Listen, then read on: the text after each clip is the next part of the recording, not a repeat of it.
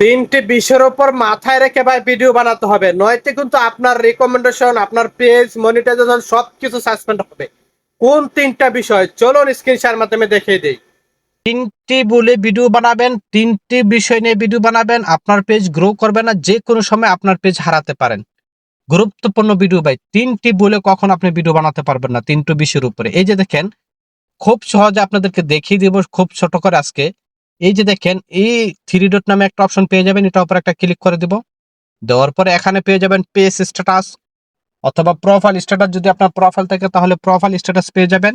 এটার উপরে ক্লিক করে দিবেন। মনোযোগ সহকারে ভিডিও দেখতে হবে ভাই, গুরুত্বপূর্ণ ভিডিও কিন্তু এটা। রেকমেন্ডেশনের উপর একটা ক্লিক করে দিবেন।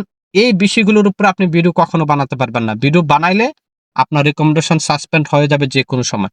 এই যে দেখেন, রিকমেন্ডেশন পেয়ে যাবেন, পুনরায় এটার উপর আপনি একটা ক্লিক করে দিবেন। এখানে অনেকগুলো আপডেট পেয়ে যাবেন, আপনি অনেকগুলো আপডেট পেয়ে যাবেন।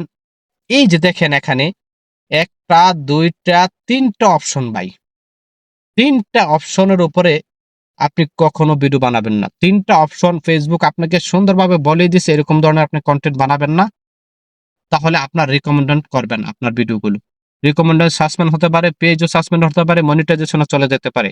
এই তিনটা বিষয় আপনাকে সবসময় খেয়াল করতে হবে। তিনটা বিষয় কি বলেছে এখানে ভাই, এই নিয়ে আরেকটি ভিডিও আমি আপনাদেরকে পরবর্তীতে বানাবো। আপনারা বড় ভিডিও দেখতে চান না, ভিডিও লং হয়ে যাবে তিনটা বিষয়ের উপর কথা বলতে গেলে। এই তিনটা বিষয় নিয়ে আমি ইনশাল্লাহ পরবর্তীতে ভিডিও বানাবো।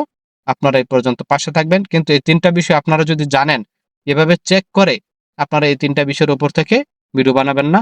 আশা করি বোঝাতে পেরেছি। ধন্যবাদ।